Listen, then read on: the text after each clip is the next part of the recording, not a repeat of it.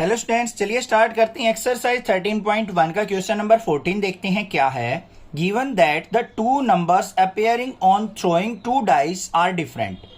यहां पे क्या कहा है उसने कि given that two numbers appearing on throwing two dice are different. दो डाइस को फेंका जाता है और दोनों पे डिफरेंट डिफरेंट नंबर आता है।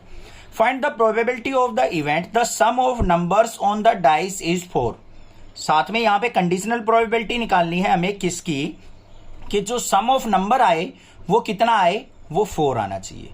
ठीक है बच्चों, अब ध्यान से देखो एक बात यहां पे। अगर मैं सैंपल स्पेस की बात करूं, total sample space of rolling या फिर थ्रोइंग टू डाइस।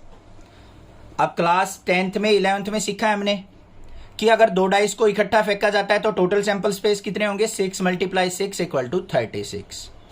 अब उसने केस क्या लिया है यहां पे, ध्यान से देखना बच्चों। दो इवेंट की बात कर रहा है यहां पे। एक तो इवेंट हमारे पास क्या है कि मेन जो इवेंट है यहां पे टू डाइस आर डिफरेंट, दोनों डाइस पे डिफरेंट नंबर आने चाहिए। तो यहां पे क्या लिखेंगे हम, लिखो इसको, यहां पे ई इवेंट मान लेते हैं हम। E be the event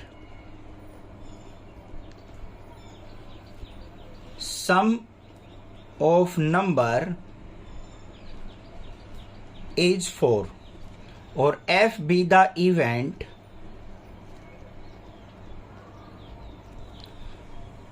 number is different on two dice। ये हमने क्या मान लिए, दो इवेंट मान लिए। ठीक है बच्चों, अब देखो यहां पे इवेंट ई के अंदर कौन कौन से पेयर बनेंगे जिसमें नंबर ऑफ सम क्या आ जाए, हमारा 4 आए। तो एक तो हो गया हमारा 1 3, 3 1 भी हो सकता है और 2 2 भी हो सकता है। पहली डाई पे भी 2 आ जाए, दूसरी पे भी 2 आ जाए। ठीक है, ये हो गए हमारे ई इवेंट के अंदर। एफ इवेंट के अंदर क्या क्या आएंगे, ध्यान से देखो।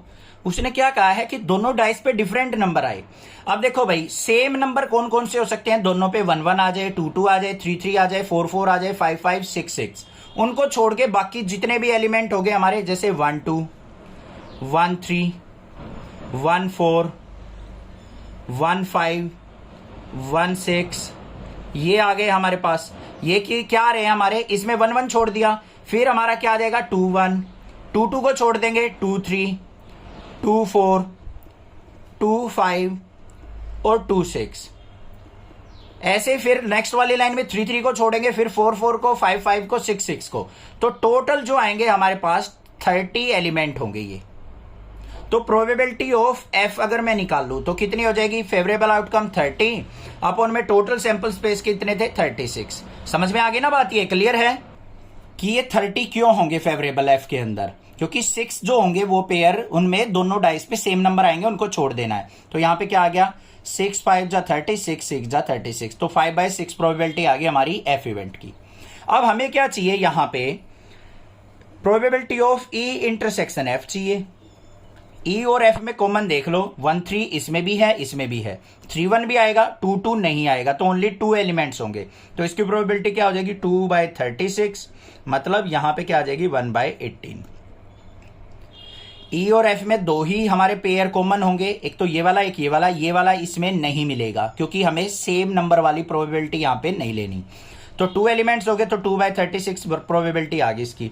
अब हमें क्या निकालनी है, probability of E by F is equal to क्या हो जाएगी, probability of E intersection F upon में प्रोबेबिलिटी ऑफ एफ।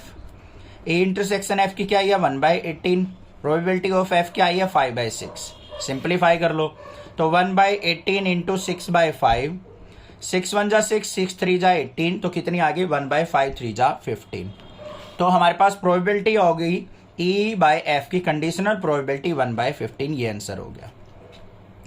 समझ में आ गई बात, क्लियर है, कोई दिक्कत नहीं होनी चाहिए। कोई भी प्रॉब्लम लगे आप मुझसे पूछ सकते हैं। अच्छा, एक चीज हो सकती है यहां पे आपके माइंड में, सर आपने ई इवेंट इसको क्यों लिया, एफ इसको क्यों लिया।